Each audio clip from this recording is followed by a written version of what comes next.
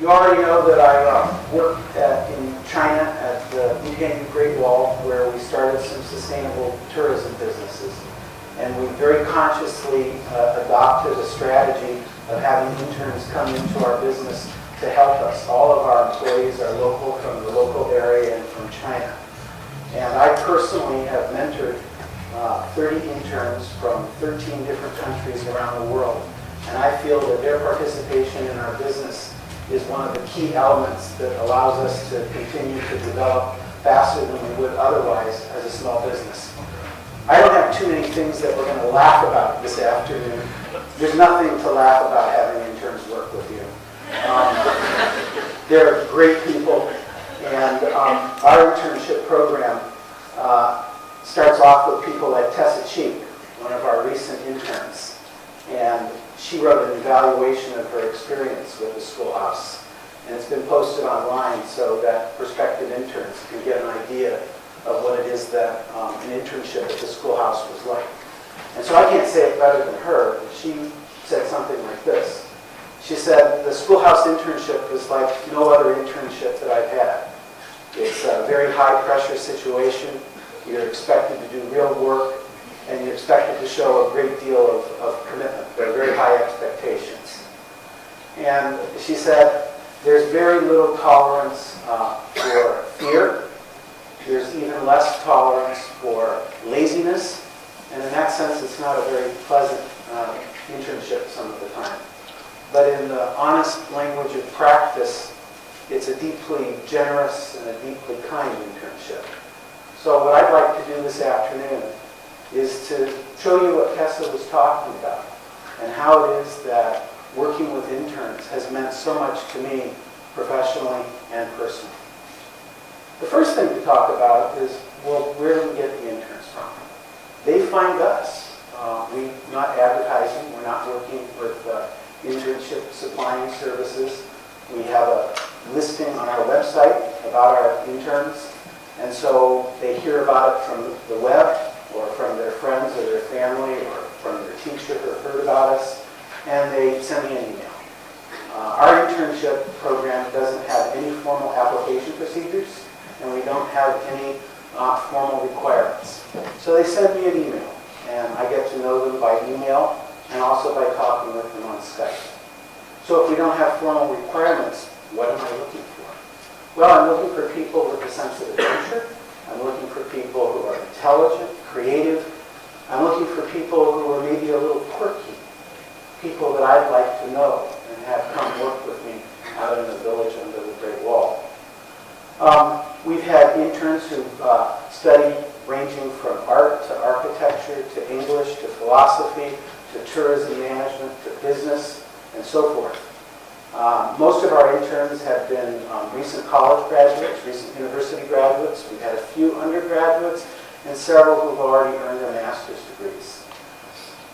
When I said that we don't have formal requirements, that extends to Chinese language as well. Even though they're dropped right into a Chinese language environment, if we only looked for people who already knew Chinese, that would limit the talent pool, I think, too much. And so, how do we structure the internships? What is it about us that makes them want to come and stay at the Schoolhouse? First of all, we just say from the beginning, we want a commitment from you for at least 6 to 9 months. And we'll pay you a stipend. I don't believe in unpaid internships. We also ask the interns to live out at Mutianyu Great Wall in our little village under the wall, sharing a room with one of our local managers. They eat the staff meals, and like all of our other managers, they're also able to order a la carte from the menus in our various restaurants. Everyone's expected to know what they're eating and what we're selling to our customers. The interns are also given a special benefit, and that benefit is once a week. They get 1 or 2 nights a week in a hotel in Beijing at our expense. It's kind of boring for young people living out in a little village under the wall, as much as they might like it. We have fresh air, but I guess they just can't stay away from the pollution. What a pity it would be to come to China on an internship and only see the rural part of the country. Beijing is one of the world's great cities, and so we want to have them have the opportunity to share that as well. As I'm sure you can imagine the interns, one of the really hard things for them. Just put yourself in one of our interns' shoes. They get off an airplane, they've never been to China, they don't know a word of Chinese. There's a driver who only speaks Asian English, only speaks globalese, and he says, get in the car with me and go to the Great Wall. And they get to this little village, and they're trundled off into our manager's dormitory, and it's a completely new environment. And so getting adjusted to that new environment is the most exciting thing and probably also the most challenging thing about an internship with us. And I used to think that that sort of boot camp experience was a very important part of the internship, because if you can't tough it out, you're not a real strong person. Maybe you can tell once upon a time I was in the Army, and I sort of like to give orders and be tough and get people to perform that way.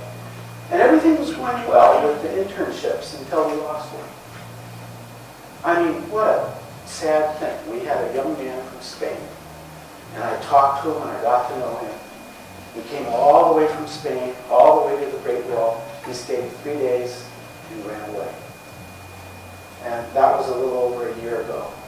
And that's one of the things I just feel so bad about. Because the internships are supposed to encourage people, to help them grow. The worst thing in the world is to try to stretch someone and then they break. And so a little bit over a year ago, we started to think about how we could improve the experience that our interns were facing at Mutianyu Great Wall. And there were several things that we started to do. One was we improved the quality of the materials that we put on our website, so that before people came, they would really know what it is that we were about and what they could expect. One of our interns came up with the idea of doing an FAQ for interns. And it's hit me as I prepared for this talk that there's going to be a video of this. And so, hello, prospective interns. You know what you're in for. There's a tough guy who's going to give you a hard time. And so another area that we realized we needed to do is this potential of infant mortality.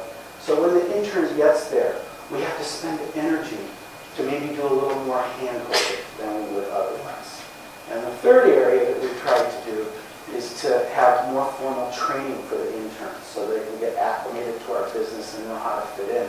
And of course, that's important not just for our interns, it struck me, of course. It's our own employees who face those issues. We're a small, privately held business, and it's really hard to put the resources into training. But if you don't put the resources into the training, you end up always falling behind, and you lose people that you could otherwise retain. So as this old Army sergeant, what I wanted to do was to make our internship tough, but just a little kinder. And that's my responsibility. So after the interns get to us, what are some of the other ways that we make sure that they're enmeshed in our little local society? First thing is, I already mentioned it a few minutes ago, the interns have to live in our manager's dormitory with our local managers, and they share a room with the local manager. And boy, what an eye-opener that must be. I don't go to their home, so these pictures that you're seeing this afternoon were selected by some of my current interns. And so I really had the opportunity to see how they are living together. And as I think you can tell, it's not just a great experience for our foreign interns to realize that the Chinese young managers are people just like them, but our local managers who are very often accustomed to dealing with foreigners as superior beings, that they're not superior beings and that they're people just like them. And of course our job is in the hospitality industry, but we also can have a lot of pride and self-respect. And through that pride and self-respect in a positive way, we can deliver a better experience to our guests.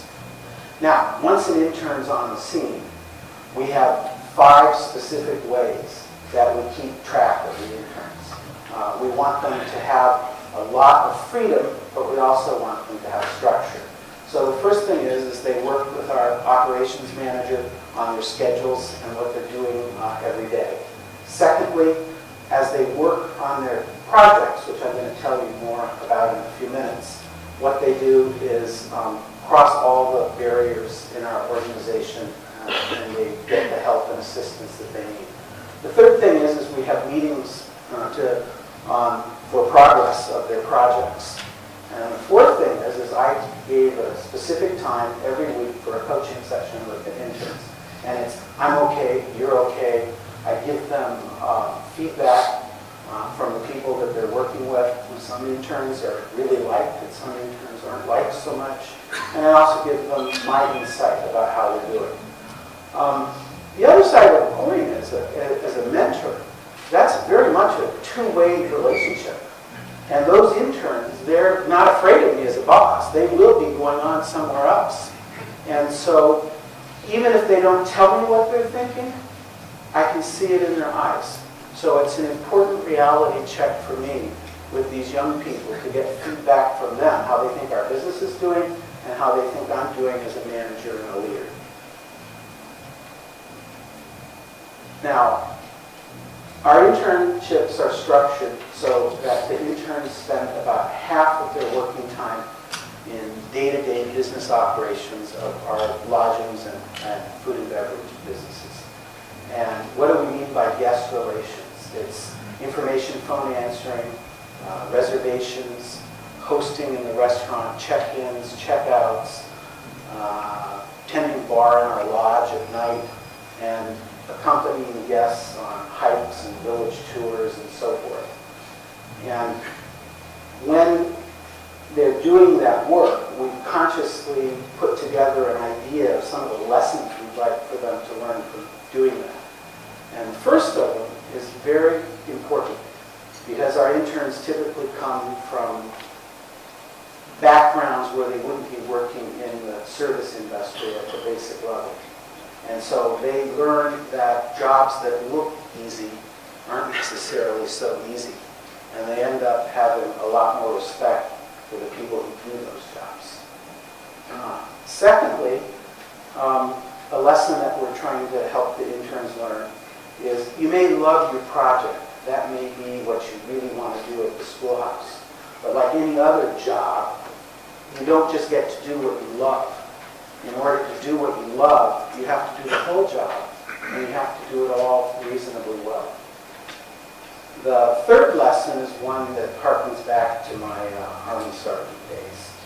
And it's the quickest way to get assigned extra duty, the 6th day of work in a week, is to tell your boss, I don't have time to do that. I didn't have time to, okay, work some more. And they learn that lesson pretty quickly. So what about the projects?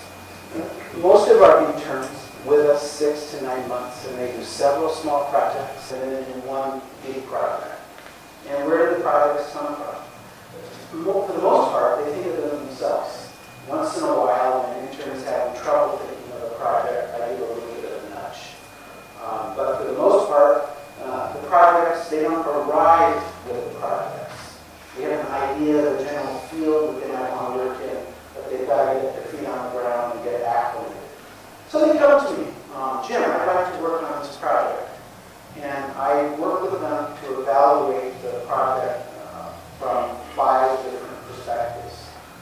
First of all, we look at, is the project innovative from our business perspective? Is it going to add to our ability to do business and deliver services? Is it something that will be of use to us after the end of the internship? Second thing that I look at is the intern passionate about the project. Does he or she really love it and really want to do it? And keyed into that is the third area, which is if the intern does this project, will the intern end up with a takeaway that will help them in the next stage in their career development, something that they can point to that they really accomplished. And then number 4th area, and only number 4th, is the feasibility or doability of the project. And that's, first of all, is there enough time? Do we have the financial and management talent resources to support the project so the intern can do it? But another aspect of that is the intern capable of it? I have to make a very critical and careful assessment. Does the intern have the ability? One of the wonderful things about the interns is they don't know how big and how hard a job is, and they think they can do anything. So I just have to make sure that the project gets whittled down enough so they really can accomplish it. So the last thing is, and it's a little self-indulgent, is what I love to do. And do I get something out of it? Will I have fun doing it? So what are these kinds of projects that the interns do? I mean, there have been dozens and dozens of them, and this afternoon I can only mention a few of them. We've published 3 books that have supported our destination brand growth. We have 2 more books in process this year. One is called What's Cooking Around Mutianyu, that an Italian intern is in the process of writing right now. We had, from a marketing perspective, we had an intern who said, look, wouldn't it be great if we had bicycles to rent to our guests? And so I said, okay, that sounds good. So she went and did market research and developed a whole product and found a famous brand name bicycle manufacturer to sell us bicycles at preferential terms. So from A to Z, that was something that she did. And the last project that I'm going to mention is a sustainability report card that we've now published for 2 years running. We had an intern, just coincidentally, also from Italy. She was finishing a master's degree in business, and she took a lot of the measures that we've been developing and put them together and helped us benchmark. And we use that to set targets each year. And then we also publish it on our website and provide access to it to our guests. Sustainability has to be more than a buzzword. You have to measure it. And so an intern helped us pull that together. And I'm really proud of the work that she did.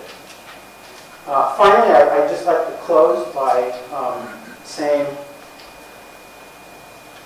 I know that you can't build an organization on the back of interns, but you really can have interns help you do significant work and make your organization develop faster and more interesting and more fun ways than you might otherwise. Secondly, I have learned so much from the interns, and I'm standing here in front of you today as living proof that once in a while you can teach an old dog new tricks. And finally, perhaps you're wondering, is an internship program like we have at the Schoolhouse something that you might be able to adapt into your own organizations? And I feel that the answer is yes. All it takes is real commitment. Real commitment. In order to get what you want from the interns, all you have to do, in the words of the old saw, is to give them what they need. And so, finally, I sum up by thanking the 30 interns who've worked with me and brought so much life and energy into my life. And also, let me thank you for so patiently listening to this old dog this afternoon. Thank you.